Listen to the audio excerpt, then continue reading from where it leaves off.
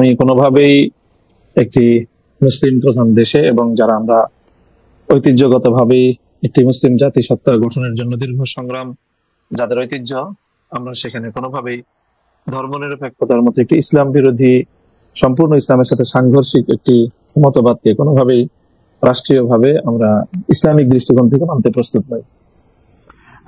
জনাব মামুনুল হক, এখানে আমাদের দুটি প্রশ্ন আপনার কাছে খুবই সরাসরি, যে আপনি তাহলে ইসলাম ভিত্তিক রাষ্ট্র এই পৃথিবীতে কোনগুলিকে মনে করেন, এবং আপনি যদি বাংলাদেশ ইসলাম ভিত্তিক রাষ্ট্র হয় তাহলে কোনটাকে আপনি মডেল ধরবেন বা মনে করবেন? ইসলামের মডেল তো একটাই, ইসলামী রাজনীতি এবং ইসলামী রাষ্ট্র ব্যবস্থার মডেল একটাই। এখানে ভিন্ন কোনো মডেলকে অনুসরণ করা বা সামনে দাঁড় করানোর কোনো সুযোগ নেই। ইসলামের যে মূল সূত্র এবং ইসলামের যে মূল বুনিয়াদ, কোরআন এবং সুন্নাহ, অর্থাৎ আল্লাহর কিতাব এবং আল্লাহর পক্ষ থেকে আল্লাহর কিতাবের ব্যাখ্যা প্রদান করার যে অথরিটি, যিনি পার্সন, হযরত মুহাম্মদ সাল্লাল্লাহু আলাইহি ওয়াসাল্লাম নবী, তার মাধ্যমে যেই আদর্শ আমরা পেয়েছি সে দুটো হলো আমাদের বুনিয়াদ। এবং তার এই দুটোর মাধ্যমে, কোরআন এবং নবীর সুন্নাহর মাধ্যমে প্রাপ্ত ইসলামী যে রাজনৈতিক ব্যবস্থা, সেই ব্যবস্থার নাম হলো খিলাফা ব্যবস্থা। এবং এই খিলাফা ব্যবস্থাই ইসলাম মুসলমানদেরকে দিয়েছে। এবং এজ এ মুসলিম, খিলাফা ব্যবস্থার বাইরে মুসলমানদের জন্য অন্য কোন রাজনৈতিক বন্দোবস্ত বা রাজনৈতিক ব্যবস্থাকে অনুসরণ করার এবং এটাকে সমর্থন করার কোনো সুযোগ নেই। জনাব মামুনুল হক, আমার প্রশ্নটা ছিল যে বর্তমান পৃথিবীতে কোন রাষ্ট্র প্রপার ইসলামিক আদর্শ, বা যেটিকে আপনি বলতেছেন যে ইসলামে তার আলাদা কোনো মডেল নেই, ইসলাম তো সব একটা জায়গা থেকেই আসলে গাইডেড হবে, সেটি কোনটি অনুসরণ করতেছে, এবং আপনারা কোনটি? না, আমি এই জায়গাটাই আমি খুব সচেতন ভাবেই আপনাকে যেটা বললাম, জি, সেটা হলো যে আমরা বর্তমান সময়ের জন্য আলাদা কোনো মডেলকে আমি অনুসরণীয় হিসাবে সামনে রাখতে চাই না। এটা নিয়ে অনেক সমস্যাও আছে, কোনটাকে মডেল বলবো না বলবো, এবং সেখানে বিতর্কের অনেক জায়গা আছে। আমরা খেলাফা ব্যবস্থা, যেটা 1924 সাল পর্যন্ত পৃথিবীতে বিদ্যমান ছিল খেলাফার নামে, এবং তার যে অনেকগুলো পর্যায় ছিল, খেলাফতে রাশেদা, খেলাফতে বনু উমাইয়া, খেলাফতে বনু আব্বাসিয়া এবং সর্বশেষ খেলাফতে উসমানিয়া, এইটাই ছিল ইসলামের পক্ষ থেকে প্রদত্ত রাজনৈতিক ব্যবস্থা।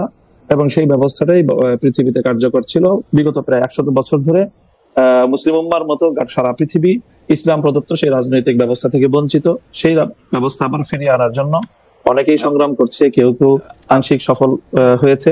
এখনো পর্যন্ত বিগত 100 বছরের মধ্যে পূর্ণাঙ্গ খেলাফা ব্যবস্থা প্রতিষ্ঠার কোন নজির পৃথিবীতে বিদ্যমান নেই। আপনি 1924 সাল পর্যন্ত এটি বজায় ছিল বলে বলছেন, মানে আরেকটু কি বলবেন ভৌগোলিকভাবে কোন জায়গাতে স্পেসিফিক ভাবে আপনি যেরকম খেলাফার কথা বলছিলেন সেটা ছিল, এটা যদি আরেকটু? সেটা খেলাফা উসমানিয়া, যেটাকে আমরা অটোমান সাম্রাজ্য বলে থাকি ইংলিশে, যেটাকে আমরা ইসলামী পরিভাষায় উসমানী খেলাফত বলে থাকি। অন্যরা এটাকে উসমানী সাম্রাজ্য বলে, আমরা এটাকে সাম্রাজ্য বলি না। রাইট। উসমানী খেলাফা, যার প্রধান সর্বশেষ রাজধানী ছিল তুরস্কেশ, এবং তুর্কি খেলাফত বলা হয় সেটাকে, এবং সেই তুর্কি খেলাফার অধীনেই পৃথিবীর বিরাট একটা অঞ্চল, মুসলিম বিশ্ব, সেটা পরিচালিত হতো। আপনি এই ওসমানিয়া খিলাফাকে কি আপনি মনে করেন যে তারা কোরআন সুন্নাহর আদর্শ ভিত্তিক ভাবেই এই খিলাফা ব্যবস্থা করেছিল? হ্যাঁ, তাদের মূল এখানে যে খিলাফা ব্যবস্থার যে মূল ভিত্তি, অর্থাৎ আইনের যে ভিত্তিটা, সেই ভিত্তিটা হবে আল্লাহ প্রদত্ত আইন। আল্লাহ প্রদত্ত আইনের ভিত্তিতে সমাজ এবং রাষ্ট্র পরিচালিত হবে। সেক্ষেত্রে বিভিন্ন সময়ে রাষ্ট্র পরিচালনার ক্ষেত্রে আইন অমান্য করার বা যথাযথভাবে আইনের প্রয়োগে ভুল ত্রুটি থাকতে পারে, কিন্তু আদর্শিকভাবে, নীতিগতভাবে সেই জায়গাটা খেলাফার অনুসরণ ছিল। আপনি ওসমানিয়া সাম্রাজ্যের যারা প্রধান ছিলেন, প্রথম দ্বিতীয় সুলাইমান থেকে শুরু করে আরো যারা, তাদেরকে আপনি আদর্শ মুসলিম খেলাফা শাসক মনে করেন? না, তাদের সকলকে পরিপূর্ণ আদর্শ মুসলিম শাসক হিসাবে আমি এখানে তাদেরকে সার্টিফাই করছি না। আমি বলছি সে সিস্টেমটার কথা, যে সিস্টেমের মূল কথা হবে, মূল বুনিয়াদ হবে যে আইন দিবেন আল্লাহ, এবং মানুষ বা শাসক আল্লাহর পক্ষ থেকে প্রতিনিধি হিসাবে মানুষকে শাসন করবে। আপনার কাছে মনে হয় তারা যে প্র্যাকটিসটা করেছেন, সেই প্র্যাকটিসটা তারা কথা যে ওইটা বলেছেন সেটা অনুসরণ করেছেন? মৌলিকভাবে অনুসরণ করেছেন। মৌলিকভাবে অনেক সময় তাদের শাখাগত কোনো বিষয়ে প্রয়োগের ক্ষেত্রে কথা বলতে থাকতেই পারে, প্রয়োগের ক্ষেত্রে বলতে, এমন ন্যায় বিচারের ক্ষেত্রে তারা মানে মূল ইসলামের যে গাইডেন্স সেটা অনুসরণ করেছেন তারা। হ্যাঁ, এটা বিচার ব্যবস্থার মধ্যে পরিপূর্ণই কোরআন সুন্নাহ প্রদত্ত, আল্লাহর প্রদত্ত আইন, এবং আইনকে তারা ফলো করত। এবং অটোমান বা ওসমানিয়া খেলাফা যেসব জায়গাকে উপনিবেশ বানিয়েছিল তাদের প্রতি সম এবং ন্যায় ধরনের আচরণ করেছেন বলে আপনি মনে করেন? অবশ্যই। আচ্ছা, ঠিক আছে, আমরা আবার আসবো আপনার কাছে। আমরা একটু প্রফেসর তাসনিম সিরাজ মাহবুবের কাছে যেতে চাই। প্রফেসর তাসনিম সিরাজ মাহবুব, আপনি সম্প্রতি ধর্মনিরপেক্ষতা দাবিতে বক্তব্য দিয়েছেন। আপনার বক্তব্যের প্রথম অংশটার মধ্যে ছিল যে আপনি আসলে ধর্মনিরপেক্ষতা সংবিধানে চান, মানে আমি যেটি কোট করছি, এবং দ্বিতীয়টিতে আপনি বলেছিলেন যে আপনি কিছুটা ভয় পাচ্ছেন এই বক্তব্য উপস্থাপন করে যে নিরাপদে বাড়ি যেতে পারবেন কিনা। আপনার এই ভয়ের উৎস কি? অন্তর্বর্তী সরকার কি নিরপেক্ষতার পরিচয় দিতে পারছে, নাকি কোনো গোষ্ঠীকে বিশেষ সুবিধা বা কোনো গোষ্ঠীকে ভয় পাচ্ছে? আর দ্বিতীয় যে কথাটি আমি বলতে চাইছিলাম যে প্রফেসর মামুনুল হক, জনাব মামুনুল হককে আপনি শুনলেন, প্রফেসর মাহবুব আপনি এই প্রসঙ্গে কি বলবেন? তিনি আপনার বক্তব্যের সাথে একমতই নন এবং তিনি মনে করেন যে এই দেশে যেহেতু বেশি লোক ইসলাম ধর্ম অনুসরণ করেন, ইসলাম প্রবর্তিত রাষ্ট্রই হওয়া উচিত বা গাইডেড রাষ্ট্রই হওয়া উচিত। অধ্যাপক মাহবুব। আচ্ছা, আমি যদি দ্বিতীয়টা ভুলে যাই আবার বলবেন দয়া করে। আমি উত্তর দেওয়ার আগে সবার প্রথমে আমি আমার শ্রদ্ধা কৃতজ্ঞতা জানাতে চাই সেই সব যোদ্ধাদেরকে যারা নিহত হয়েছেন, যারা আহত হয়েছেন জুলাই অভ্যুত্থানে, এবং যাদের আত্মত্যাগের ফলে আজকে আমি, আপনি, আমরা সবাই এভাবে মন খুলে প্রাণ খুলে কথা বলতে পারছি। আমরা কি ভাবছি না ভাবছি সেটা 10 জনের সাথে শেয়ার করে নিতে চাচ্ছি। তাদের এই আত্মত্যাগে না হলে আজকে আমরা এই সুযোগটা পেতাম না। আর সবার প্রথমে হলো যে আমার ওই ভিডিওটা অনেকে দেখেছেন কিন্তু ওটার কনটেক্সটে জানেন না। ওটা বাংলাদেশ লয়ার্স ফেডারেশন বলে একটা সংগঠনের একটা গোলটেবিল বৈঠক ছিল, যেটার বিষয়বস্তু ছিল সংবিধান সংস্কার। তো ওখানে আমন্ত্রিত অতিথিদের বাইরেও এক ভদ্রলোক চলে এসেছিলেন এবং কোনোভাবে উনি মাইকটাও পেয়ে যান এবং উনি কিছু কথা বলেন যেগুলো আমার সাথে খারাপ লাগে। বিশেষ করে উনি কিছু ভাষা ব্যবহার করেন যেগুলো খুবই অশালীন ছিল। তো আমি ওখানে গিয়েছি দর্শক হিসাবে, আমার কিন্তু ওই গোল টেবিলের আমি আলোচক ছিলাম না, আমি একজন সাধারণ দর্শক হিসাবে গিয়েছিলাম, কিন্তু আমাকে মানে কাছে ফেলে আমাকে টেবিলে বসিয়ে দেওয়া হয়েছিল, আমি একদমই অপ্রস্তুত ছিলাম। তো উনার ওই কথাগুলি বলে উনি চলে গেছেন। তো পরে যখন আমাকে অনুরোধ করা হলো আমি ভাবলাম যে না, আমি আমার কথাগুলি বলি। কাকতালীয় ভাবে ওখানে বক্তা একজন ছিলেন রিটায়ার্ড ডিস্ট্রিক্ট জাজ, একজন ছিলেন একজন রিটায়ার্ড জাস্টিস, যারা মূল বক্তা। এর বাইরে যারা ছিলেন সংগঠক থেকে শুরু করে বিভিন্ন দলের প্রতিনিধি, সবার কথায় বার্তায় চালে চলনে কাপড়ে চোপড়ে বোঝা যাচ্ছিল যে ওনারা কোনো একটা বিশিষ্ট নির্দিষ্ট ভাবধারার বিশ্বাসী। সো এই কারণেই আমি বলেছিলাম, কারণ আপনি যখন চারিদিকে এমন সব লোক দ্বারা ঘেরা থাকবেন, আপনি বুঝতে পারছেন যে তাদের সাথে আপনার মতের 1% মিল নাই, তখন কিন্তু আপনি একটু অস্বস্তি বোধ করতেই পারেন। আমি দেখে এটা বলেছি, অনেকে হয়তো ওই পরিস্থিতির কথাই বলবেন না। তো এই কারণে আমি আয়োজকদের কাছ থেকে ইনডেমনিটি চেয়ে নিয়েছিলাম এবং ওটা পাওয়ার পরেই আমি কথা বলেছি। কেউ তো কনটেক্সটটা জানে না, কনটেক্সটটা না জানায় কেউ কিছু বুঝতে পারছে না যে ঘটনাটা কি। আর আপনার দ্বিতীয় প্রশ্নটা আরেকবার একটু বলবেন প্লিজ। সেটাই বলতে চাইছিলাম যে কনটেক্সটটা বলার জন্য অনেক ধন্যবাদ। দ্বিতীয় প্রশ্ন হচ্ছে যে অধ্যাপক তাসনিম সিরাজ মাহবুব, আপনার সঙ্গে আসলে যারা মামুনুল হক একমত হন নাই যে ধর্মনিরপেক্ষতা একটা রাষ্ট্র দরকার, বরং বা রাষ্ট্রের মধ্যে ধর্মনিরপেক্ষতা বিষয়টা থাকা দরকার, তিনি মনে করছেন সেটা ইসলামের সাথে সাংঘর্ষিক। ইসলামের মধ্যে এই একটা প্রপার গাইডেন্স আছে, যে গাইডেন্সের মধ্যে দিয়ে ইসলামে যারা ফলো করেন তারা চলতে হবে, রাষ্ট্র তার বাইরে না। আসলে তারা যে রাষ্ট্র গঠন করবেন সেটা তার মধ্যে দিয়ে চলতে হবে। তিনি উদাহরণ দিতে গিয়ে বলেছেন যে 1924 সাল পর্যন্ত, যতদিন ওসমানিয়া সাম্রাজ্য যেটাকে ওনারা খেলাফা বলছেন সেইটার মধ্যে তিনি ছিলেন, ততদিন পর্যন্ত এটা ছিল, বাকি সময়ের মধ্যে ওনারা এটা প্রতিষ্ঠা করতে চান। আবার আপনার মতামত শুনতে চাই। আসলে রাষ্ট্র ধর্মটা তো অনেক বড় একটা বিষয়। আমি খুব মানে সহজ ভাষায় বলার চেষ্টা করব। আমার সীমিত জ্ঞানে আমি যতটুকু জানি, ইসলাম আমাদেরকে শেখায় পরমত সহিষ্ণুতা। সবাই নিজের নিজের ধর্ম পালন করবে, আমি তাকে বাধা দেব না, আমি তাকে জোরও করবো না, অথবা আমি তাকে ফলো করতে যাব না। ইংরেজিতে একটা কথা আছে, এগ্রি টু ডিসএগ্রি। আপনাকে আমি কথা বলার সুযোগ দিব, আপনার কাজ আপনি করবেন, আমার কাজ আমি করব, শান্তিপূর্ণ সহ অবস্থান হবে। কিন্তু যখন আপনি রাষ্ট্রধর্মকে ইসলাম অথবা যে কোনো একটা ধর্ম বলে আপনি বিরুদ্ধার্থ করে দেবেন, তখন ওই দেশে অন্য যারা বসবাস করে, যারা এই নির্দিষ্ট ধর্মটির অনুসারী নয়, তারা যদি ইনসিকিউর ফিল করে, আমরা কিন্তু তাদেরকে দোষ দিতে পারি না। এবং আমি বড় হয়েছি একটা জেলায় যেখানে যেটা হিন্দু মুসলিম সম্প্রীতির জন্য বিখ্যাত, সেটা হলো সিলেট। আমরা ছোটবেলা হিন্দুদের সাথে মিশেছি, তারা তাদের মতো করেছে, আমরা আমাদের মতো করেছি, কোনোদিন কোনো দাঙ্গা হাঙ্গামা এগুলি হয়নি। সময়ের সাথে সাথে পরিস্থিতি বদলে গেছে। আমি ৭১-এ অনেক ছোট ছিলাম, ৭৫টা আমার মনে আছে। ৭০-এর শুরুর দিকে আমি কিন্তু এইটা নিয়ে এমন কোনো মানে আমি যখন স্কুলে পড়ি 9-10 এরকম, ৭০-এর শেষের দিকে এটা কোনো ইস্যু ছিল না। তারপরে যখন সংবিধানে বিসমিল্লাহির রহমানির রহিম যোগ করা হয়, তখন একটু ভুরুটা অনেকে তুলেছেন, কিন্তু তাতে কোনো সমস্যা হয়নি। কিন্তু যখন রাষ্ট্রধর্মকে অফিসিয়ালি মানে ইসলামকে অফিসিয়ালি রাষ্ট্রধর্ম করা হয়েছে, তখন থেকেই যারা অমুসলিম তাদের মধ্যে একটা ভয় কাজ করে। এবং আগে শুনতাম অনেকেই বলতো যে আরে এ তো ইন্ডিয়াতে এক পা দিয়ে রেখেছে, সুযোগ পেলেই চলে যাবে, এখানে বসে লেখাপড়া করছে, চাকরি বাকরি করছে, টাকা পয়সা জমিয়ে চলে যাবে। এই সংখ্যাটা আগে খুব একটা বেশি ছিল না। আমার ডোমেস্টিক হেল্পদের মধ্যে আমার ড্রাইভার হিন্দু, আমার মালি হিন্দু, এবং আমি দেখি বিশেষ করে আমার মালি ৮-১০ বছরের বাচ্চা, সে তার ছেলেকে ইন্ডিয়াতে পাঠিয়ে দিয়েছে। তারা এখানে খুব ইনসিকিউর ফিল করে। আপনাকে একটু আপনার অনুমতি একটু থামাই, আমরা একটু মানে জনাব মামুনুল হকের বক্তব্য আমরা একটু শুনতে চাইবো যে ইনসিকিউরিটিটা নিয়ে, এবং সেই ইনসিকিউরিটিটা তো একটা বাস্তব ইনসিকিউরিটি। আমরা একটা রাষ্ট্র গঠন করেছি, এই ক্ষেত্রে কি আমাদের আসলে একটা গ্রুপ যারা এই ব্যাপারটা বিশ্বাস করছে না বা ইসলাম ধর্মের মধ্যে তারা নাই, তারা ইনসিকিউর ফিল করছে না, এবং এই ফিলিংটা তাদেরকে দেয়া দরকার কিনা?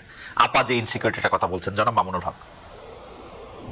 হ্যাঁ, এই যে অনিরাপত্তার কথা বা ইনসিকিউরিটির যে প্রশ্ন আসছে, এটা আসলে মূলত ইসলাম এবং ইসলামের যে রাজনৈতিক ব্যবস্থা বা ইসলামী যে রাষ্ট্র ব্যবস্থা, এই ব্যবস্থা সম্পর্কে মানে অনেকের না জানা থাকা বা একটা ভুল ধারণা থেকেই আমার মনে হয় এই ধরনের মনোভাব তৈরি হয় বা একটা আশঙ্কা তৈরি হয়।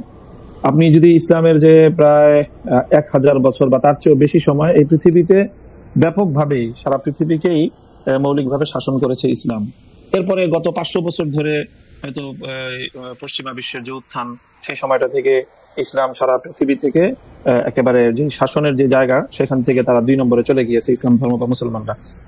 যদি ইসলামের রাসূল সাল্লাল্লাহু আলাইহি সাল্লামের যুগ থেকে নিয়ে ১,০০০ বছরের পৃথিবী দেখেন, তো তখন প্রায় অর্ধেকটা পৃথিবী সরাসরি খিলাফার অধীনেই ছিল, এবং এই অর্ধেক পৃথিবীতে অন্য সকল ধর্মাবলম্বীরাই কিন্তু তারা সেখানে বসবাস করেছে, যার যার ধর্ম পালন করেছে।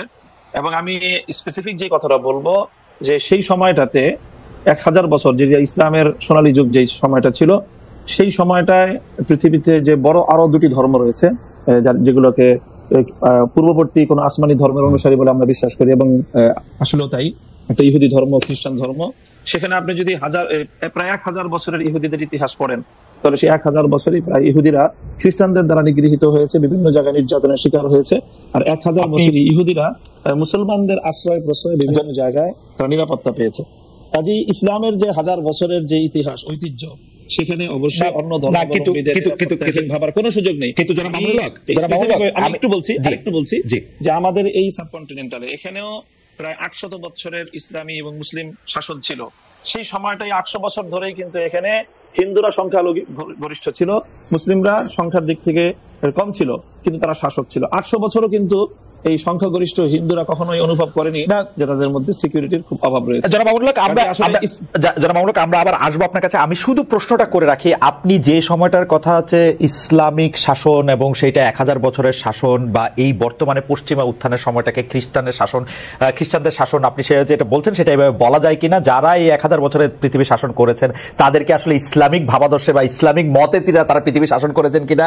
আমাদের উপমহাদেশে যারা মুসলমান, আপনি যাদেরকে মুসলমান শাসন বলছেন, সেটা মোগল হোক, পাঠান হোক, তারা আসলে সুদূর পরবর্তী ভাবেও আসলে ইসলামী শাসন ব্যবস্থা করেছেন কিনা, সেটি নিয়ে আমরা আসলে আপনার সাথে একটু প্রশ্ন করবো। নাকি আপনি আসলে শুধুমাত্র তাদেরকে ব্র্যান্ডেড করছেন, যেহেতু তাদের নাম দেখে নাম পড়ে মুসলমান মনে হয়? আমি সেটা মূল জায়গাটা যেটা বলবো, সেখানে শাসন ব্যবস্থার ক্ষেত্রে, আইনের ক্ষেত্রে মূল ভিত্তিটা ছিল কোরআন সুন্নাহ। ব্যক্তিগতভাবে অনেকেই অনেক অন্যায়, আমার মনে হয় জনাব মামুনুল হক ভিত্তিটা ইসলাম থাকার কারণে এখানে অন্য ধর্মাবলম্বীরা কোনোভাবেই বিচার ব্যবস্থায় কোনোভাবে বৈষম্যের শিকার হওয়ার কোনো সুযোগ ছিল। জনাব মামুনুল হক, আমি একটু একান্তভাবে অনুরোধ করবো যে আপনি আইনের ব্যবস্থাটা কোরআন সুন্নাহ ছিল কিনা সেটিকে আবার একটু চেক করে বলবেন কিনা, অটোমানদের ক্ষেত্রে, মোগলদের ক্ষেত্রে, পাঠানদের ক্ষেত্রে। আমি তো অধ্যাপক তাসনিম সিরাজ মাহবুবের কাছে একটু ফিরি। অধ্যাপক তাসনিম সিরাজ মাহবুব, আপনি বলছিলেন যে আসলে এটা নিরাপত্তাহীনতায় ভুগে, জনাব মামুনুল হক উদাহরণ দিলেন যে এটি আসলে ভুগে নেয়। আপনার বক্তব্য আমরা একটু শুনতে চাই। আমি বলবো? জি জি জি আপা, জি আপা। আচ্ছা, দেখেন, আপনি জানেন যে কোনো ক্ষেত্রেই জ্ঞান কিন্তু দুই ধরনের হয়, একটা হচ্ছে থিওরিটিক্যাল আর একটা হচ্ছে অ্যাপ্লাইড। তো আমি কিন্তু অ্যাপ্লাইড অংশটা নিয়ে কথা বলছি। আমরা সবাই জানি যে ইসলাম ধর্মের বয়স 1400 বছরের উপরে। ইসলাম তো ভালো কথা বলে। আমি একজন মুসলিম এবং আমি জানি যে ইসলাম সব ভালো কথাই বলে এবং আমরা খুব ছোট ছোট কাজ করে আমরা আল্লাহকে সন্তুষ্ট করতে পারি। কিন্তু যা বলা হয় বা 1400 বছর আগে হযরত মুহাম্মদ সাল্লাল্লাহু আলাইহি ওয়াসাল্লাম আমাদেরকে যে শিক্ষা দিয়ে গেছেন, সেই যুগের মুসলিম আর এই যুগের মুসলিম কি একই চারিত্রিক বৈশিষ্ট্য অধিকারী? আমি বর্তমানের কথা বলতে চাই, আমি অতীতের কথা বলতে চাই না। কেন বলতে চাই না? যে ইসলামী শাসন হলে তারা নিরাপত্তা বোধ করবে বা তারা করতো না। আমি করতে যাব না, আমি বর্তমানের কথা বলবো। এই 2024 সালে একটা দেশে যার বয়স 53 বছর, সেই তার শুরুর দিকে অমুসলিমরা কি পরিস্থিতিতে ছিলেন, যেটা আমি বললাম যে ধর্মীয় সম্প্রীতি, আমি নিজে সেটা দেখে বড় হয়েছি। এখন ওনারা কেমন আছেন? এবং এখানে আমি একটু শেয়ার করতে চাই, আপনি যে ভিডিওটার কথা বললেন, এটার পরে আমাকে কৃতজ্ঞতা জানিয়ে যত মেসেজ করা হয়েছে, আমাকে যত কিছু করা হয়েছে, তার মধ্যে আমি দুটা ঘটনা বলবো। একটা হলো আমার এক সহকর্মী, একটি কলেজের অধ্যাপক, উনি নন মুসলিম, উনি আমার বাসায় এসে আমাকে পায়ে ধরে সালাম করে গেছেন ওনার কৃতজ্ঞতাটা প্রকাশ করার জন্য। আর কিছু লোক, যেমন আমার মালির ভাবি, সে আমাকে ফোন করেছে, তারা অমুসলিম, তারা বলছে যে ম্যাডাম আপনি যেভাবে কথা বললেন সবাই তো এরকম ভাবে না। আমি বললাম না, এই দেশের বেশিরভাগ মুসলমানই শান্তিপূর্ণ সহাবস্থান করতে চায়, কিন্তু তারা তো কথা বলে না। যারা ভোকাল আপনারা তাদের কথা শোনেন এবং আপনারা ভয় পেয়ে যান। আমরা আপনাদের সাথে শান্তিপূর্ণভাবে একই দেশে থাকতে চাই। তখন মেয়েটা আমাকে বলল যে ম্যাডাম সবাই যদি এরকম ভাবতো তাহলে আমরা এত ভয় পেতাম না। আমরা যে কি ভয়ে থাকি আপনাদেরকে বোঝাতে পারবো না। সো আমি একদম লেটেস্ট একটা ঘটনা বলি। কালী পুজোর দিন সরবর্দী উদ্যানে ভিতরে একটা কালী মন্দির আছে, সেখানে অবভিয়াসলি সেখানে একটা পুজো হচ্ছিল এবং অনেক লোক এসেছিলেন এবং অনেকে তাদের মোটরসাইকেলগুলি গেটের ভিতরে রেখেছিলেন। রাত 10টার দিকে এসে তথাকথিত একজন ছাত্র কয়েকজন মিলে গেটে তালা মেরে দিলেন। তো তাদেরকে বলা হলো যে আপনারা গেটে তালা মারছেন কেন? বললো রাত 10টা বেজে গেছি তাই আমরা তালা মারছি। আপনারা কে? আমরা প্রক্টোরিয়াল টিমের সাথে কাজ করি। তারা যে আটকেছে শুধু তো নন মুসলিমদেরকে আটকায়নি, এখানে আমাদের মুসলিম ছাত্রছাত্রীরাও ছিলেন এবং এর মধ্যে একটা মেয়ে ছিল, একটা পত্রিকা সাংবাদিক, ক্যাম্পাস সাংবাদিক। তার পোস্ট থেকেই আমরা এটা জানতে পারি। তারপরে তাদেরকে যখন চ্যালেঞ্জ করা হলো তখন তারা বলল যে আমরা ছাত্র এবং আমরা যেটা বলবো সেটাই আইন। আমি বিশ্বাস করি যে এটা কালী পুজো দেখে গেটটা তালা মেরেছে।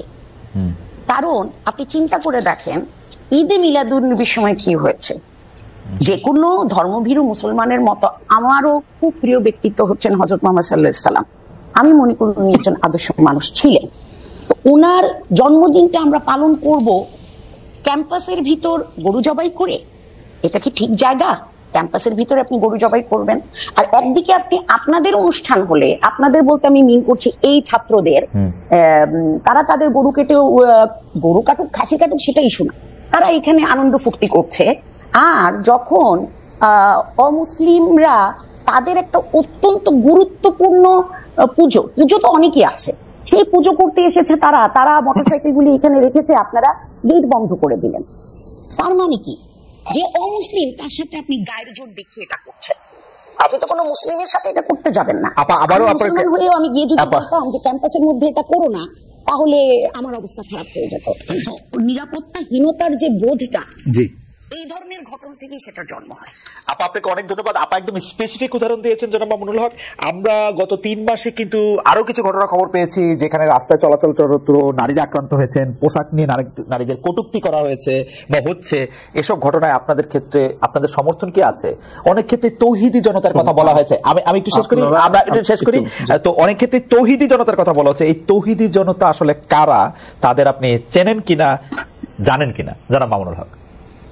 আমি তৌহিদি জনতার পরিচয়ে যাচ্ছি না। আমি প্রথম আপনাদের এবং আমাদের আজকে সম্মানিত অতিথি যে কথাগুলো বললেন, সেই কথাগুলো সমাজের খুবই একেবারে বিচ্ছিন্ন কিছু ঘটনা।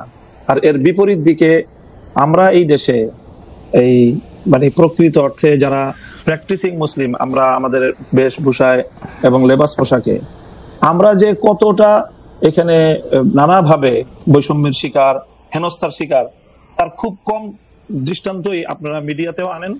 আর আপনাদের এই সাধারণ যেই যারা মহলে চলাফেরা করেন, আপনাদের খুব কম আমার মনে হয় এটা জানাশোনা আছে। এই যে কালী পূজার যে দৃষ্টান্ত উনি আনলেন, আমি যদি এর বিপরীতে দৃষ্টান্ত আনি যে বাংলাদেশের বুয়েটের মতো একটা শিক্ষা প্রতিষ্ঠানে সেখানে সব ধরনের গান, বাদ্য ইত্যাদির অনুষ্ঠানগুলো দেদারসে হচ্ছে, কখনোই সেখানে এটা নিয়ে কখনো কোনো সময় পারমিশনের ক্ষেত্রে কোনো বিধিনিষেধ হচ্ছে না, অথচ তারা একটা কোরআনের তাফসীরের আলোচনা করতে গিয়ে অনুমতি চেয়েছিলেন। রাসূল সাল্লাল্লাহু আলাইহি ওয়াসাল্লামের জীবনী আলোচনার মতো একটা সাধারণ মানের ধর্মীয় অনুষ্ঠান আয়োজন করা পারমিশন চেয়েও বুয়েটের কর্তৃপক্ষের কাছ থেকে সেই অনুমোদনটা পাননি। এটা সকল মিডিয়াতে এসেছে। ঢাকা বিশ্ববিদ্যালয়ের কথা যদি বলি, এই ঢাকা বিশ্ববিদ্যালয়ে আপনারা কত বছর, কত যুগ পর্যন্ত ইসলামের নামে কোনো ছাত্র সংগঠনকে আপনারা একটা প্রোগ্রাম করতে দেয় নাই, অথচ সেখানে অন্য সব ধরনের ছাত্র সংগঠনগুলো তারা কার্যক্রম পরিচালনা করছে। কমিউনিজমের মতাদর্শের যারা তারা করতে পারবে, অন্যান্য তারা করতে পারবে, শুধু ইসলামী ছাত্র সংগঠনের নাম নেওয়া হলেই ঢাকা বিশ্ববিদ্যালয় তাদেরকে অচ্ছুত হিসেবে সাব্যস্ত করে রাখা হয়েছিল। এই বিষয়ে তো কোনোদিন ওরা কথা বলেন। জনাব মামুনুল হক, একটু জানতে চাইছি যে ইসলামের নাম নিয়ে কোনো প্রোগ্রাম ঢাকা বিশ্ববিদ্যালয় হয় না, কিন্তু অন্য কোনো ধর্মীয় আলোচনার বা কোনো এরকম কোনো প্রোগ্রাম কি হয়েছে? মানে আসলে তো ইসলাম নিয়ে অনেক ধরনের প্রোগ্রাম ঢাকা বিশ্ববিদ্যালয়ে হয়েছে, সেটা আমিও জানি, আমি জানি ইসলাম নিয়ে অনেক কিছু হয়েছে। ব্যাপকভাবে দেখেন, প্রায় প্রতিটি হলেই খুব সুন্দর ভাবে সেখানে হিন্দু ধর্মাবলম্বী সংখ্যা কত সেটারও কোনো হিসাব করা হয় না, তাদেরকে নির্বিঘ্নে হলের মধ্যে তারা পুজোর আয়োজন করে। আমি জনাব মামুনুল হক ঢাকা বিশ্ববিদ্যালয়ের ব্যাপারটা একটু বলি। আমি একটু ঢাকা বিশ্ববিদ্যালয়, তখন সেখানে অনুমোদন পাওয়া যায়। আমি ঢাকা বিশ্ববিদ্যালয়ের কথাটা একটু বলি। ঢাকা বিশ্ববিদ্যালয় আরবি, ইসলামের ইতিহাস ও সংস্কৃতি, ইসলামিক স্টাডিজ যেটা ইসলামী শিক্ষা সহ, ফার্সি সহ এবং আরো বেশ কিছু জায়গায় নিয়মিত এই ডিপার্টমেন্টগুলিতে নিয়মিত কোরআনের তাফসির, কোরআনের গল্প, কোরআনের থেকে বিভিন্ন উদাহরণ, হাদিসের বিভিন্ন রকম কথা, এগুলি নিয়ে নিয়মিত সেমিনারের আয়োজন করা হয়। নিয়মিত কিন্তু এগুলি করা হয় একাডেমিক কার্যক্রমের অংশ হিসেবে, এবং সেইটা শুধু একাডেমিক কার্যক্রমের অংশ হিসাবে না, মানে সেইটা যে সিনেট হল এর মধ্যেও অনেক সময় সেটা হয়, হয়ে আসতে হবে, মানে সেটাতে কোনো, কিন্তু আপনি বলছেন যেটা হয় না। আমরা ঢাকা বিশ্ববিদ্যালয় জানি, আমি ঢাকা বিশ্ববিদ্যালয়ের একজন অধ্যাপককে জানতে চাই, ঢাকা বিশ্ববিদ্যালয়ের অধ্যাপকের একজন বলতে চাই। ঠিক একই ভাবে যে কালী পূজার যে ঘটনা ম্যাডাম বললেন, সেটাও অবশ্যই ঘটনা সম্পর্কে তো আমরা বিস্তারিত জানি না, হয়তো কোনো ছাত্র বিচ্ছিন্ন হবে সেই ধরনের কিছু করে থাকতে পারে, সেটাকে হিন্দু ধর্মাবলম্বীদের বিরুদ্ধে একটা অভিযান বা একটা ভূমিকা হিসেবে চিহ্নিত করার কোন মানে আমাদের কাছে তো প্রমাণ। আচ্ছা, আমরা একটু ম্যাডামের কাছে, সে প্রকৃত অর্থে যারা দাড়ি টুপিওয়ালা মুসলমান হিসাবে ইসলাম ধর্মকে তারা সকল ক্ষেত্রে প্র্যাকটিস করতে চায়, বিশেষ করে রাজনৈতিক ক্ষেত্রে যারা আমরা ইসলামকে প্র্যাকটিস করতে চাই, আমরাই হলাম প্রকৃত অর্থে বাংলাদেশে আসলে সংখ্যালঘু, এবং আমরাই সবচেয়ে বেশি বৈষম্য এবং নানা ধরনের অত্যাচার এবং নিপীড়নের শিকার। এবং আমাদের এই নিপীড়নের বিরুদ্ধে কখনোই সমাজের এই যে সাধারণ শিক্ষা ব্যবস্থার যারা শিক্ষক মহোদয় আছেন বা অন্যান্য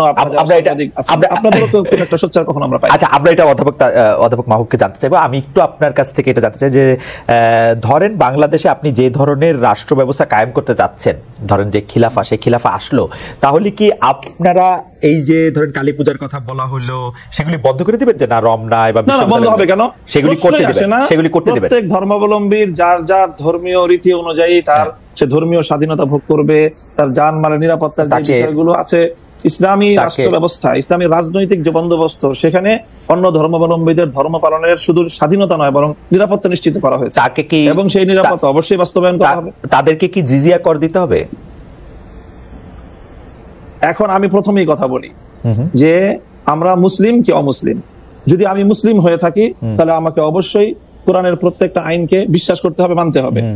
আমরা আপনাদের কাছে পাল্টা প্রশ্ন করি খালেদ মহিউদ্দিন সাহেবকে এবং আজকে আমরা অতিথিকে, যে আমরা এজ এ মুসলিম আমরা কোরআনের প্রত্যেকটা বিধানকে শ্রদ্ধা করি কিনা এবং প্রত্যেকটা বিধান আল্লাহর পক্ষ থেকে প্রদত্ত সেই হিসাবে আমি বিশ্বাস এবং মানি কিনা সেটা বলেন আপনারা।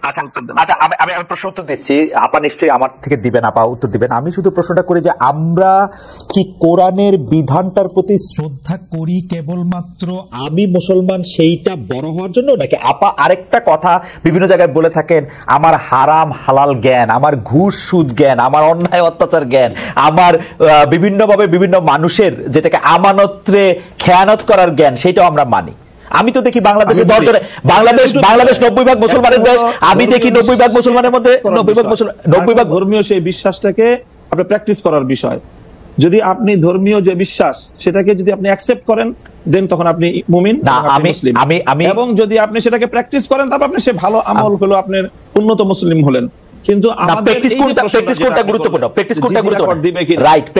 প্রশ্নের আমি বলি একটু শুনেন, জিজিয়া কর দিবে কিনা, জিজিয়া করটাকে স্বাভাবিকভাবে যেটা ভাবে উপস্থাপন করা হয় যে এটাকে খুব একটা জুলুম এবং অন্যায় এবং ইসলামের একটা বৈষম্যপূর্ণ বিধান হিসাবে আপনারা আখ্যায়িত করার আপনার প্রশ্নের টোনের মধ্যে কথাটা রয়েছে।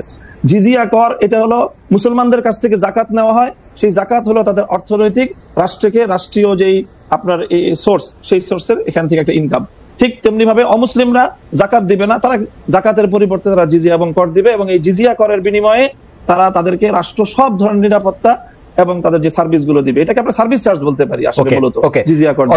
অধ্যাপক তাসনিম শাহরিয়ার মাহবুবের কাছে আমি শুধু জানতে চাইছিলাম যে জাকাত যেমন একটা নির্দিষ্ট পরিমাণ ধন সম্পত্তি থাকলে সেই নির্দিষ্ট পরিমাণ ধন সম্পত্তির উপর ভিত্তি করে জাকাত দেওয়াটা জিজিয়া করো কি তাই? জিজিয়া কর হলো একটা চুক্তির ভিত্তিতে এবং যৌক্তিক পরিমাণে, মানে একটা পক্ষ থেকে নির্ধারণ করা হয় যে মাথা পিছু সবার জন্য কতটুকু সামর্থ্য থাকলে কতটুকু দিবে, এবং সামর্থ্যের বাইরে যদি কারো উপরে জিজিয়া কর আরোপ করা হয় তাহলে সেক্ষেত্রে কোরআন এবং হাদিসে সুস্পষ্টভাবে রাষ্ট্রকে নিষেধ করা হয়েছে এবং যে এই আইন করবে একজন ব্যক্তির উপর সামর্থ্যের বাইরে যদি তার কাছ থেকে সার্ভিস চার্জ নেওয়া হয়, জিজিয়া কর নেওয়া হয়, তাহলে সেই আইন বলবৎ করা যাবে না। ইসলামিক স্পষ্ট বিধান রয়েছে। ইসলামের মধ্যে কোনটা বেশি গুরুত্বপূর্ণ, অমুসলিমদের সাথে সেরকম একটা চুক্তি করা, আমরা এই প্রশ্নের উত্তর আপনার পরে আসছি, যে অমুসলিমের কাছে একটা চুক্তি ঠিক করা, নাকি হচ্ছে যে চুরি ডাকাতি ঘুষ সুদ বিগত সরকারের বিরুদ্ধে যেসব দুর্নীতির অভিযোগ আছে, আমরা ব্যাংক লুট সেগুলি, তারপর হচ্ছে যে কোনো অন্যায়ের কাছে মাথা স্বীকার করা, দুর্নীতি করা, কোনটা বেশি গুরুত্বপূর্ণ সেটা আপনার কাছ থেকে শুনবো। আপনারা কেন এগুলির থেকে ওগুলি সামনে আনেন কিন্তু বেশি একটা গুরুত্ব আমরা দেই না কেন, সেটাও আমরা আপনার কাছ থেকে শুনবো। অধ্যাপক তাসনিম শাহরিয়ার বাবু, জনাব মামুনুল হক কিন্তু একদম স্পেসিফিকলি বললেন যে তারা সবচেয়ে বেশি নিগ্রহের শিকার, তাদেরকে দেখলে যখন বোঝা যায় যে তারা এক ধরনের সিম্বলের মধ্যে আছেন, সেটা টুপি দাড়ি, এবং যখন তাদেরকে বোঝা যাচ্ছে তারা যখন ইসলামের হয়ে রাজনীতির কথা বলছেন, তাদেরকে শুধু উনি এই শব্দটা বলছেন যে তারাই নিজেদেরকে সংখ্যালঘু মনে করছেন কারণ তাদেরকে এই অধিকার দেওয়া হচ্ছে না। সেটা ঢাকা বিশ্ববিদ্যালয় অধিকার দেওয়া হচ্ছে না, বিশ্ববিদ্যালয়গুলি বলছে না, সাংবাদিকরা অ্যাড্রেস করছে না। আপনার কি মনে হয়? আপনার মত শুনবো, কিন্তু আমরা একটা দর্শক জরিপের কথা আপনাকে একটু শোনাই, যে আমরা দর্শকদের কাছে জানতে চাইছিলাম যে বিচারের আগে আওয়ামী লীগের রাজনীতি করার অধিকার নেই, জুলাই আন্দোলনকারীদের এই অবস্থান সমর্থন করেন কিনা। শতকরা 68% এই অবস্থান সমর্থন করেছেন আমাদের দর্শকদের মধ্যে, শতকরা 32% সমর্থন করেন নাই। আমাদেরকে ভোট দিয়েছেন 62,000 ভোটার। আপা আপনার কাছে একটু আসি, উনি একদম স্পেসিফিক প্রশ্ন করেছেন যে যাদের দাড়ি টুপি আছে, যারা ইসলামী আকীদা মানছেন সংস্কৃতিগত ভাবে, তাদেরকে স্পেস কম দেওয়া হচ্ছে, যার জন্য নিজেকে সংখ্যালঘু বলছেন। আপনার মতামত একটু শুনতে চাই। যাক, শেষ পর্যন্ত ফ্লোরটা পেলাম। আমি তো ভেবেছি আমি আর কথা বলার সুযোগই পাবো না। আমি শুরু থেকে শুরু করি।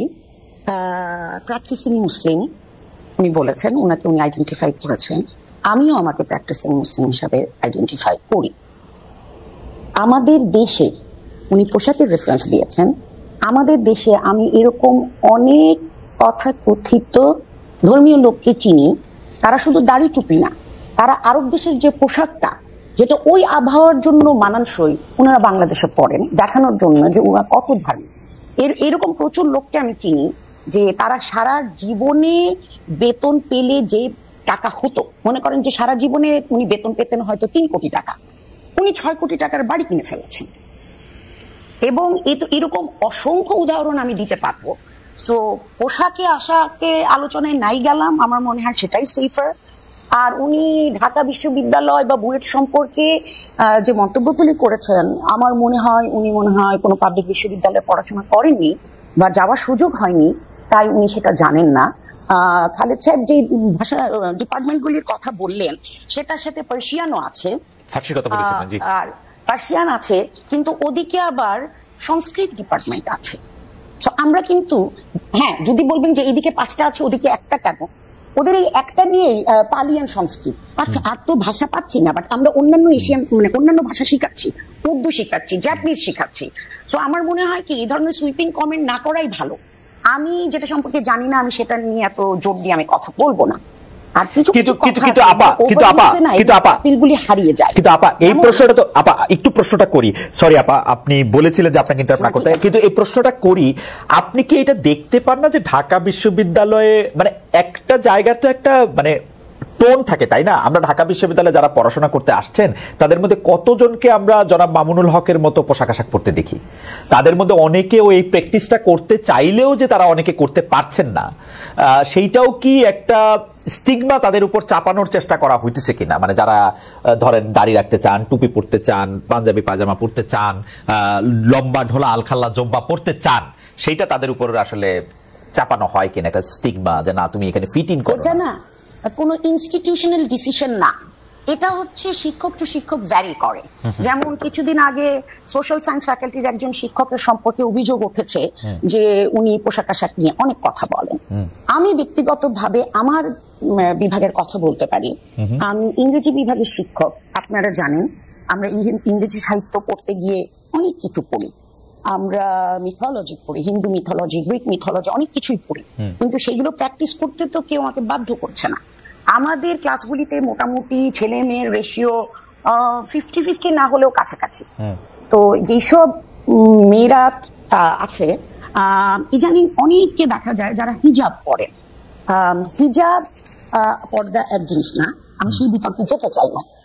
আমি তাদেরকে, আমার মতো শিক্ষকেরা, আমরা হয়তো একটু লিবারেল পুলিশ ডিপার্টমেন্টের শিক্ষকরা, আমরা কখনোই কিন্তু এই ধরনের কিছু নিয়ে আমরা কথাবার্তা বলি না। কারণ একজন কি পোশাক পরবে, কোন ধর্মে বিশ্বাস করবে, এটা তার ব্যক্তিগত ব্যাপার। সে যতক্ষণ না এমন একটা পোশাক পরবে যেটাতে শালীনতার সীমা লঙ্ঘিত হয়, আমি তাকে কেন এটা বলবো? আমাদের স্টুডেন্টরা জিন্স পরে আসছে, টি শার্ট পরে আসছে, আলখাল্লা পরে আসছে, বোরখা পরে আসছে, এবং আপনারা হয়তো জানেন না ইংরেজি বিভাগে এখন প্রচুর মাদ্রাসার ছেলে পড়ে, প্রচুর। মানে একবার আমার ক্লাসে প্রায় 40 জনের মতো স্টুডেন্ট ছিল এবং তার 30-35% ছিল মাদ্রাসা ব্যাকগ্রাউন্ডের। এবং অনেকে শুনলে আরো অবাক হবেন যে ইদানিং আমি বুঝতে পারি আমার অভিজ্ঞতা থেকে যে মাদ্রাসা শিক্ষা তো ইংরেজির উপর অনেক জোর দেওয়া হয়, কারণ ইংরেজি বিভাগে আসা কিন্তু চাকরির কথা নয়, আর অনেকের সাথে কম্পিট করে আসে। এতে আমি অনেক খুশি যে ওনারা শিক্ষার এবং বিশেষত ইংরেজি শিক্ষার গুরুত্ব বুঝতে পেরেছেন। তো তারা কি পরে আসলো না আসলো, এটা বিচ্ছিন্ন ভাবে যদি দু একজন শিক্ষক বলে থাকেন, অবশ্যই এটা আপত্তিজনক। সেই জায়গায় হলে আমিও আপত্তি করতাম, কারণ আমি কি পড়বো না পড়বো সেটা আমার বিষয়। কিন্তু যখন জিনিসটা বাড়াবাড়ি পর্যায়ে চলে যায়, আমি 2007 সালে হজ করে এসেছি এবং আমি জানি যে হজের সময় মুখের এতটুকু জায়গা ভিজিবল হতে হয়, বাধ্যতামূলক। আমাদের কিছু খুবই কম, বাট কিছু ছাত্রী আছে একদম এইরকম করে ঢেকে আসে, শুধু দুটো চোখ দেখা যায়, তাদের হাত মোজা পরা থাকে, পা মোজা পরা থাকে, যেটা আমাদের ধর্মের রিকোয়ারমেন্ট বলে আমি কোথাও পড়ি। আমি এগুলো নিয়ে কিছুটা লেখাপড়া পড়ি। এবং বাইবের সময় আপনি যদি আপনার নিকাবটা না সরান, তাহলে কিন্তু আপনার আইডির সাথে, আপনার আইডি কার্ডের সাথে আপনার চেহারা আমি মিলাতে পারছি না। তো এগুলি আমার মনে হয় অপ্রয়োজনীয়। কিন্তু পোশাক আশাকের ব্যাপারে, চিন্তাধারার ব্যাপারে, সব ব্যাপারে আমি ব্যক্তি স্বাধীনতায় বিশ্বাস করি, ততক্ষণ পর্যন্ত যতক্ষণ না এইটা একজনের বা সমাজের বা দেশের জন্য ক্ষতিকারক না হয়। ইসলামের কথা যদি আমরা বলি, জি আপনি শেষ করবেন। জি আপনি শেষ করছিলেন, সরি আপনি শেষ করেন, সিস্টেমের কথা বলছিলেন। জি, আমরা যদি ইসলামের কথা বলা আর সেটা নিজের জীবনে ধারণ করা কিন্তু দুই ইস্যু। আমাদেরকে ইসলাম শিখায় নম্র হতে, ভদ্র হতে, অন্যের সাথে ভালো আচরণ করতে। ইসলামে বলা হয়েছে একজন মানুষের প্রতি, একজন মানুষের দিকে হাসলে সেটাও এক ধরনের সাদকা। ওকে, আমরা কি সেগুলো করি? আমার মনে হয় চেঁচামেচি করি, তাদেরকে আমরা ইসলামের বাঘ, ইসলামের সিংহ এসব টাইটেল দেয়া হয়। তো আমরা নিজেদের মধ্যে কতটুকু ইসলাম পালন করি যে আমি রাষ্ট্রধর্ম ইসলাম চাই, এটাই আমার প্রশ্ন। আপনাকে অনেক ধন্যবাদ। আমরা জনাব মামুনুল হকের কাছে প্রশ্ন রেখেছিলাম যে ইসলামের দৃষ্টিতে আসলে কোনটা বেশি গুরুত্বপূর্ণ, বাহ্যিক আচার বাহ্যিকভাবে তার পোশাক আশাকের পাশাপাশি ঘুষ, দুর্নীতি, সুদকে আমরা আসলে বর্জন করছি কিনা, যেগুলিকে আমরা আসলে ফান্ডামেন্টাল ধরে আসছি, সেটা ক্ষেত্রে আপনার কি মতামত। এবং সোশ্যাল মিডিয়ায় যাদেরকে আমরা ইসলামী বক্তা বলে থাকি তাদের কিছু বক্তব্য এরকম তুলনা করা হচ্ছে, যারা একসময় ক্ষুদ্র ঋণ নিয়ে, সুদ নিয়ে ডক্টর মোহাম্মদ ইউনূসের সমালোচনা করেছিলেন, তারা আবার তার প্রশংসা করছেন। বক্তাদের একটি অংশ কি বাতাস বুঝে বক্তব্য দিচ্ছেন কিনা, এবং আপনারা যে ইসলামকে, যেটিকে আসলে পলিটিক্যাল ইসলাম বেশি করে বলা হচ্ছে, যেটা এবং যেই কারণে বাংলাদেশে ইসলামী দলগুলির মধ্যে অনেক বিভাজন দেখা যাচ্ছে, মানে কেউ হয়তো ইসলাম বিশ্বাস করছেন এবং জোর দিয়ে বলছেন যে জনাব মামুনুল হক যেগুলি বলছেন সেগুলি ইসলাম না, আরেকজন বলছেন যে ওইটা যারা বলছেন তারা কাফের। ওই পুরো ব্যাপারটা ধরে যদি একটু আলোচনা করেন যে আসলে কোনটা বেশি গুরুত্বপূর্ণ, কোনটাকে আমরা ফান্ডামেন্টাল ধরবো, জনাব মামুনুল হক। আসলে অনেকগুলো মানে এখন বিষয় আমার সামনে আলোচনার জন্য, সময় কতটুকু পাবো আমি জানি না। মিসেস মাহবুব সাহেব তো উনি বললেন যে ওনাকে মনে হয় সময় কম দেওয়া হচ্ছে। আমি আসলে শুরুতেই বলেছিলাম যে আসলে বিতর্কের আলোকে আমি কথাগুলো বলতে চাইনি। প্রথম যে প্রসঙ্গটা আপনারা দুজনই আলোচনার মধ্যে আনলেন, আমি ঢাকা বিশ্ববিদ্যালয় সহ আমাদের বুয়েটের ক্যাম্পাসে যে স্পেসিফিক যে কথাটা আমি বলেছি, আপনারা খবর নিয়ে দেখেন, গত 1 মাসের ব্যবধানের ঘটনা। ঢাকা বিশ্ববিদ্যালয়ে একটা সিরাতুন নবী অনুষ্ঠান করার সুযোগ দেওয়া হয়েছে, এবং এই অনুষ্ঠানটাকে ঢাকা বিশ্ববিদ্যালয়ের ইতিহাসে দীর্ঘদিন পরে এই ধরনের একটা অনুষ্ঠানের একটা মানে ব্যতিক্রমী আয়োজন হিসাবে গোটা ঢাকা বিশ্ববিদ্যালয় এটাকে খুব তারা উৎসাহিত করেছে। সেম একই ধরনের অনুষ্ঠানের অনুমতি চেয়ে বুয়েটের ছাত্ররা বুয়েটের প্রশাসনের কাছ থেকে অনুমতিটা পায়নি। আপনারা যে দৃষ্টান্তগুলো এনেছেন সেটা হলো একাডেমিক যে ইসলামিক স্টাডিজ বিভাগ আছে, আরবি ভাষা সাহিত্য আছে, উর্দু আছে, ফার্সি আছে, অ্যাজ এ ল্যাঙ্গুয়েজ বা একটা সাবজেক্ট হিসেবে পড়াশোনার বিষয়ে আমি এই জায়গাটা আমার প্রশ্ন ছিল না। আমার প্রশ্ন হলো যে বিগত 50 বছরে ঢাকা বিশ্ববিদ্যালয় ইসলামী ছাত্র মজলিস, ইসলামী ছাত্র আন্দোলন, ইসলামী ছাত্র শিবির নামে আপনারা ঢাকা বিশ্ববিদ্যালয়ের ক্যাম্পাসে কোনো কার্যক্রম পরিচালনা করার সুযোগ আপনারা দিয়েছেন? ইসলামী কোনো সংগঠনকে দেওয়া হয় নাই। এই জায়গাটার আমি ইসলামী রাজনৈতিক চর্চার যে সুযোগটা থেকে ইসলাম পন্থীদেরকে চরমভাবে বৈষম্যমূলক ভাবে তাদেরকে দমন করা হয়েছে। একটা ছোট্ট প্রশ্ন কি করতে পারি, যে ধরেন আপনি যে আমি কথাগুলো শেষ করি। আচ্ছা ঠিক আছে। দ্বিতীয় বিষয় যেটা ম্যাডাম বললেন যে এই যে পোশাকের যে বিষয়, আমি কিন্তু পোশাকের যে বিষয়টা বলেছি সেখানে আমি সুনির্দিষ্টভাবে একটা কথা বলেছি, সেটা হলো এই যে আমরা যারা ইসলামকে রাজনৈতিক ভাবে আমরা রাজনীতিটাও যারা ইসলামের আলোকে করতে চাই, আমরা মনে করি যে ইসলাম কমপ্লিট কোড অফ লাইফ, সকল পূর্ণটাই ইসলামকে মানতে হবে। আমি ব্যক্তিগত জীবনে ইসলামকে মানবো, আমি ব্যবসার ক্ষেত্রে, অর্থনীতির ক্ষেত্রে ইসলামকে মানবো না, অথবা রাজনীতির ক্ষেত্রে ইসলামকে মানবো না। ইসলামকে এভাবে খণ্ডিত আকারে মানার কোনো সুযোগ আল্লাহর কোরআন দেয়নি, বরং পরিপূর্ণভাবে ইসলামকে, যারা পরিপূর্ণভাবে ইসলামকে মানতে চাই এবং বিশেষ করে যারা আমরা রাজনীতিতে ইসলামকে অনুসরণ করতে চাই, আমাদের উপর রাষ্ট্রীয় যে দমন পীড়ন চালানো হয়েছে সেটা অন্য কোনো আদর্শিক ভাবে রাজনীতি যারা করে, আদর্শিক কারণে অন্য কারোর উপরে সেই বৈষম্যটা বাংলাদেশে অতীতে হয়নি। এই জায়গাটার কথা বলেছি। আপনারা বিষয়টা বারবারই আপনারা আলোচ্য বিষয়টা ভিন্ন দিকে নিয়ে। না না, আচ্ছা ঠিক আছে। দ্বিতীয় বিষয় আমি বলি আপনি যে প্রশ্ন করেছেন সেই প্রশ্নের জায়গায় আমি আসি, যে একটা বিষয়ের গুরুত্ব আছে, সবটারই গুরুত্ব রয়েছে। সুদ, ঘুষ, দুর্নীতি সহ যেই সকল বিষয়গুলো ইসলাম নিষিদ্ধ করেছে এর প্রত্যেকটার বিষয়ে আমরা ফোকাস করি, আমরা আলোচনা করি। হয়তো সবটা আপনারা শুনেন না বা সবটা সেইভাবে মিডিয়ায় কভারেজ পায় না। মিডিয়ায় কভারেজ পায় সাধারণত চলমান ইস্যুগুলো এবং যে বিষয়গুলোকে রাজনীতির সাথে সংশ্লিষ্ট সেই বিষয়গুলো গুরুত্ব পায় বা সেই বিষয়গুলো হয়তো অনেকটা ফোকাস হয়, কিন্তু সবটা বিষয় একই। সর্বশেষ আপনি যে কথাটা এনেছেন, এই যে ক্ষুদ্র ঋণ এবং সুদ ব্যবস্থা এবং ডক্টর ইউনূস সাহেবের সাথে বর্তমান সময়ে তার যে প্রশংসামূলক কিছু কথাবার্তা, দেখেন এখনো আমরা বলি যে সুদ ইসলামের দৃষ্টিতে জঘন্যতম একটা অপরাধ এবং নিষিদ্ধ একটা বিষয়। কাজে সেটা ক্ষুদ্র হোক আর বৃহৎ আকারে হোক, ক্ষুদ্র ঋণের মাধ্যমে যে কাজটা হয়েছে সেটা হলো সমাজের তৃণমূল পর্যায় পর্যন্ত সুদ ব্যবস্থাটাকে পৌঁছে দেওয়া হয়েছে। সেই জায়গাটা থেকে আমরা অতীতেও সমালোচনা করেছি, আজও ডক্টর ইউনূস সাহেবের সমালোচনা করছি, ভবিষ্যতেও আমরা সেই জায়গা থেকে, ইসলামের জায়গা থেকে, যদি আমি মুসলিম হয়ে থাকি আমাকে সেই সুদ ব্যবস্থার বিরুদ্ধে আমাকে কথা বলতেই হবে। সুদ ব্যবস্থার প্রবর্তক হিসাবে এবং ক্ষুদ্র ঋণের মাধ্যমে সুদকে তৃণমূল পর্যায়ে পর্যন্ত পৌঁছে দেওয়ার জন্য আমরা ডক্টর ইউনূস সাহেবের সমালোচনা ভবিষ্যতেও করব। তবে তিনি একটা জায়গায় ভুল করেন, একটা জায়গায় সমালোচনার পাত্র তাই বলে ওনার সব কাজই যে সমালোচনার যোগ্য সেটা নয়। তিনি দেশের অন্যান্য ক্ষেত্রে একটা দেশকে সামনের দিকে অগ্রসর করার ক্ষেত্রে এবং দেশের বর্তমান সংকট আপনার বক্তব্য পরিষ্কার, নেতৃত্ব দিতে পারছেন। আমি একটু প্রশ্নটা করি যে আপনি ইসলাম নিয়ে যারা রাজনীতি করছেন তাদের পরিপূর্ণ রাজনীতি, কিন্তু আপনি ধরে নেন যে আমরা সাধারণ বাংলাদেশের মানুষ আমরা ফলো করতে চাই আপনাদের আলেমদের, কিন্তু আমরা তো স্পষ্ট দেখতে পাচ্ছি যে আপনারা ঈদে মিলাদুন্নবী করবেন কি করবেন না সেটা নিয়ে 2 পক্ষ 3 পক্ষ বহু পক্ষ 100 পক্ষ দাঁড়িয়ে গেছে।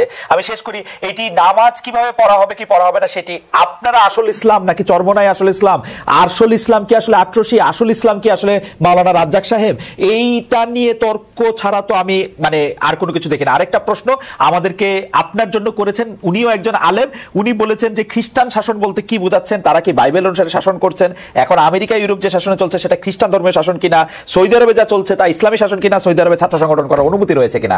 আমি আপনার কাছ থেকে একটু মানে খুবই ক্ষমা চেয়ে নিয়ে 2 মিনিটে একটু শেষ করতে বলছি, আমার একটু টাইম কনস্ট্রেইন আছে। জি জি, প্রথম প্রশ্নটা আবার বলেন তো একটু।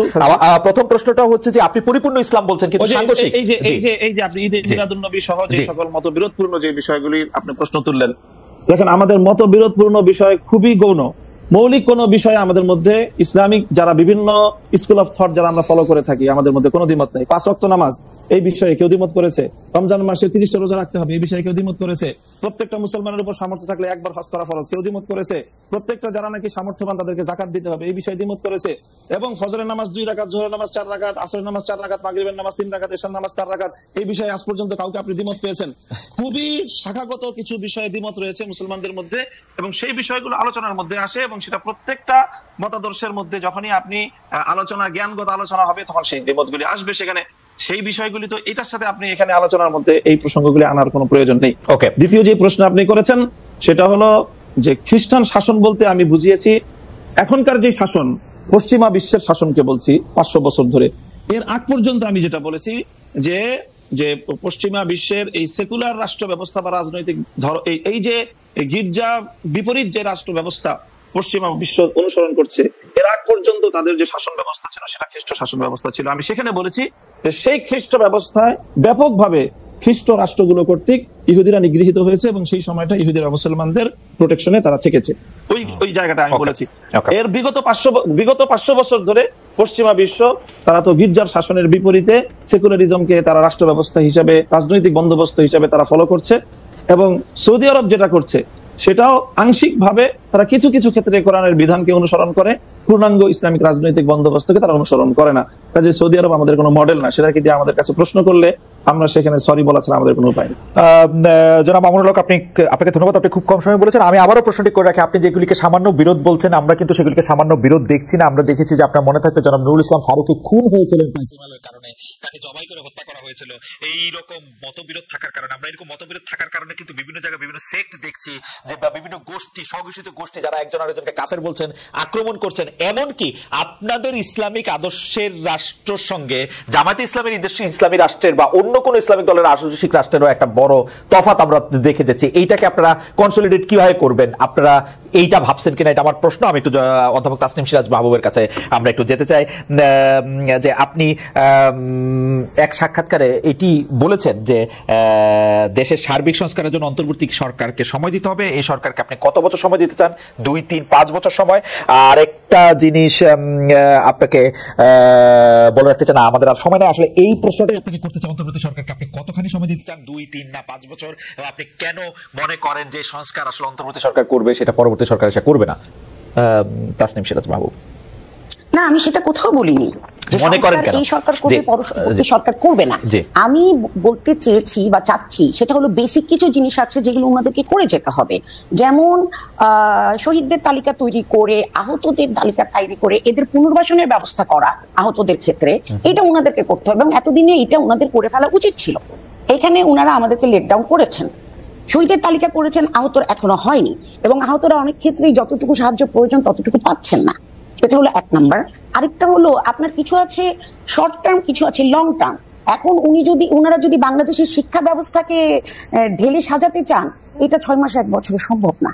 সো ওনাদের যেগুলি এখন করা দরকার, ইমিডিয়েট অ্যাটেনশন যেগুলিতে দরকার, তার মধ্যে একটা যেটা আমি বললাম, শহীদের তালিকা তৈরি করা, দেশের অর্থনৈতিক অবস্থাকে স্থিতিশীল করা, আইনের শাসন অ্যাসিওর করা, আইন শৃঙ্খলার উন্নতি করা, এগুলি ওনাদের গোল হওয়া উচিত। এই কয়টা কাজ করতে আমি কোনো নাম্বার বলবো না, এই কয়টা কাজ করতে যৌক্তিকভাবে যতটুকু সময় লাগে ততটুকুই উনাদের নেওয়া উচিত। তবে আমাদের এটাও মনে রাখতে হবে, আমি একটু শেষ করি খালিদ সাহেব, আমি কিন্তু কখনো জোর দিয়ে বলছি না, এবারই বললাম। আমি এতটুকুই বলবো যে আপনি কিন্তু নবজাত শিশুকে দিয়ে মা বাবা ডাকাতে পারবেন না। আপনি তাকে যতই দুধ খাওয়ান আর যতই মারধর করেন, তাকে সময় দিতে হবে। আমরা এত অসহিষ্ণু কেন? আমরা সর্বক্ষেত্রে অসহিষ্ণু, পরমতের ব্যাপারে শুধু না, সব ক্ষেত্রে আমরা অসহিষ্ণু। এখন এখন আমাকে ট্যাগিং করা হবে যে আমি বর্তমান সরকারের দালাল, তো ট্যাগিং নিয়ে এখন আর চিন্তা করি না, এটা ভূষণে পরিণত হয়েছে আমাদের মতো মানুষের জন্য।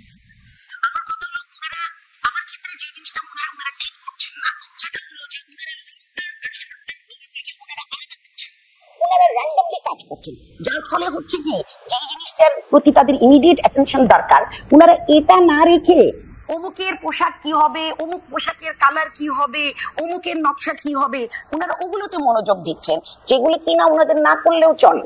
ওনারা পুনর্বাসন করবেন, ওনারা ইলেকশন কমিশনকে ঢেলে সাজাবেন, ওনারা ভোটার তালিকা হালনাগাদ করবেন, ওনারা প্রতি সম্মান মানে শ্রদ্ধাশীল যাতে হয় মানুষ সেই ব্যবস্থা করবেন, এবং ওনারা দ্রব্যমূল্য নিয়ন্ত্রণ করবেন।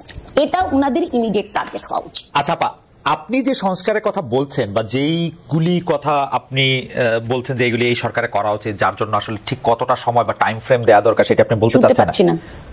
আপা এখন কি শুনতে পাচ্ছেন? আপা আমাকে শুনতে পাচ্ছে না? আমি এখন পাচ্ছি। আচ্ছা আপা, আমি যে প্রশ্নটি করতে চাইছি সেটি হচ্ছে যে আপনি বলছেন যে এই কাজগুলি এখন এই মুহূর্তে করতে হবে, আপনি যেগুলিকে প্রায়োরিটিতে দিলেন, যে এই কাজগুলি একটা অনির্বাচিত সরকার কেন করবে?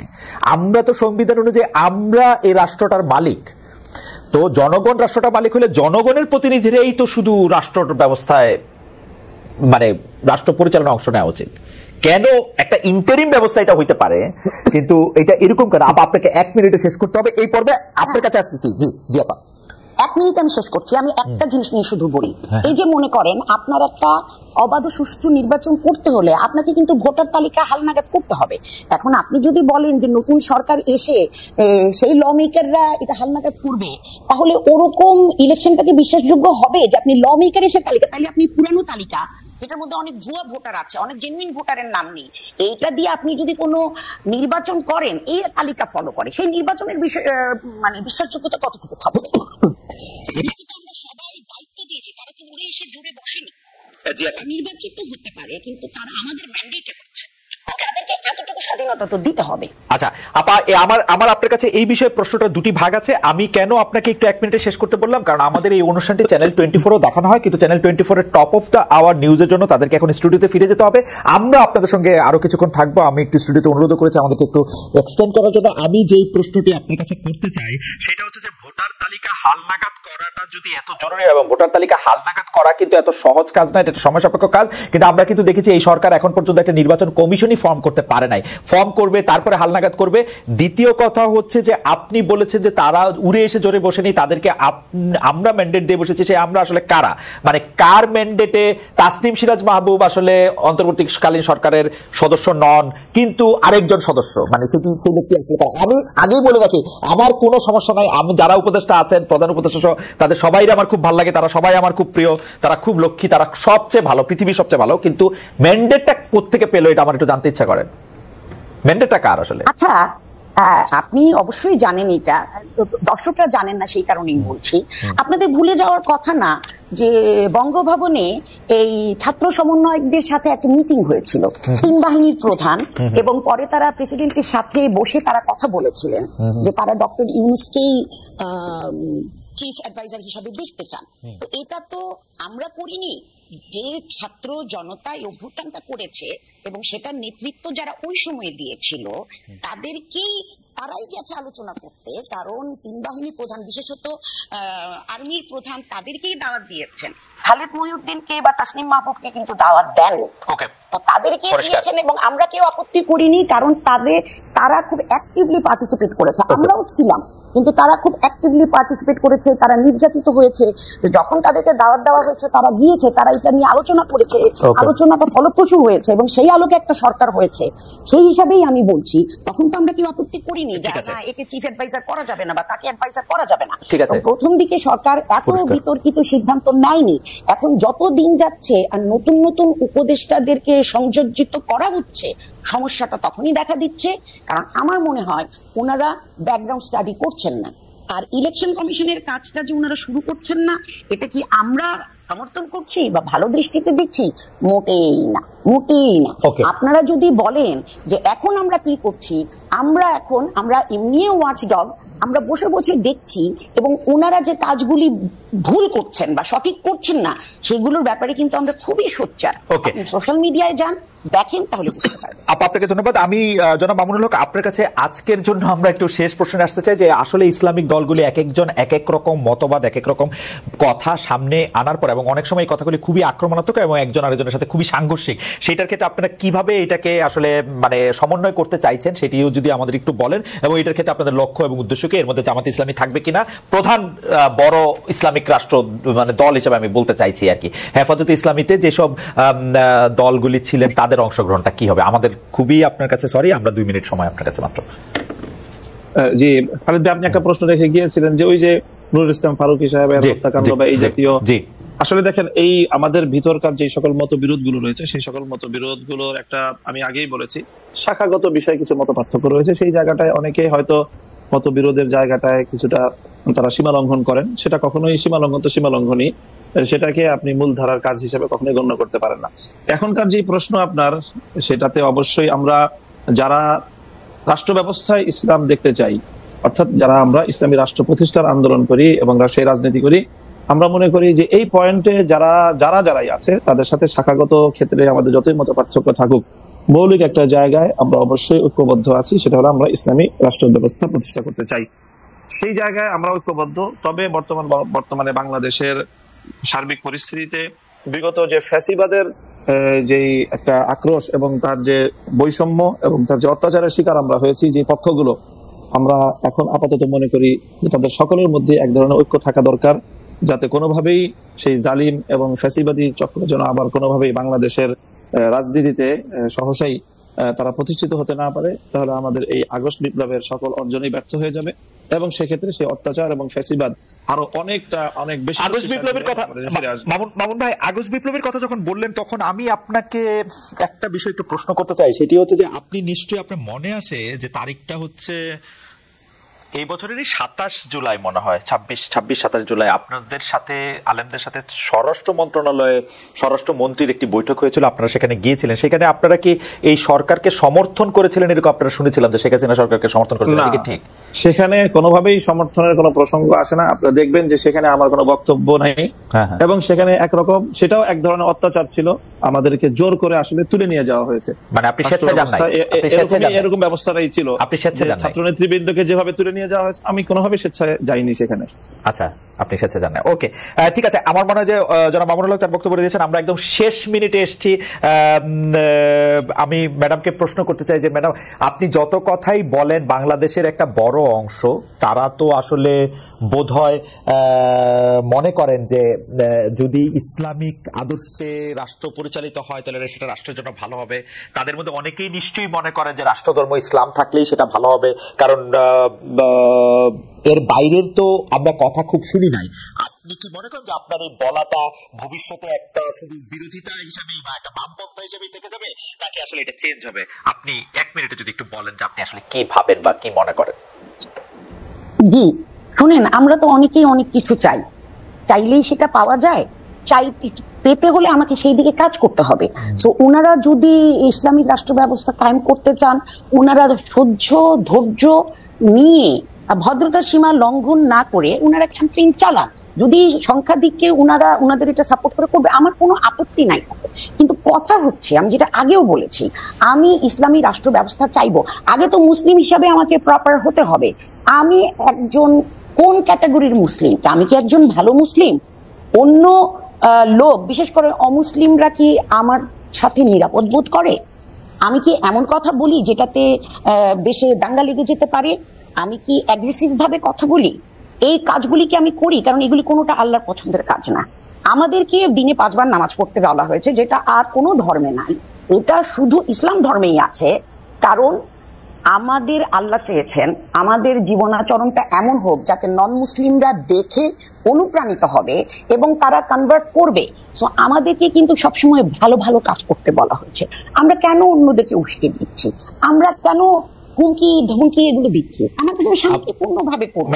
ওনারা রাষ্ট্রধর্ম ইসলাম চান, কোনো অসুবিধা নাই, এটা শান্তিপূর্ণ, সবাই যদি মত দেয় তারা করবেন। আমার যদি ভালো না লাগে আমি অন্য দেশে চলে যাবো, সিম্পল এজ দ্যাট। কিন্তু এটা নিয়ে ঝগড়াঝাটি, মারামারি, ট্যাগিং, মানুষজনকে খারাপ ভাষায় কথা বলা, এগুলো তো ঠিক না। আপা আপনাকে ধন্যবাদ। আমরা আসলে আপা যেহেতু এই কথাটা বলেই ফেলছেন যে আমরা একটু বেড়ে গেলেও, যে মামুন ভাই আপনি 30 সেকেন্ড একটু বলবেন কিনা এইটা আপার আহ্বানটা সম্পর্কে?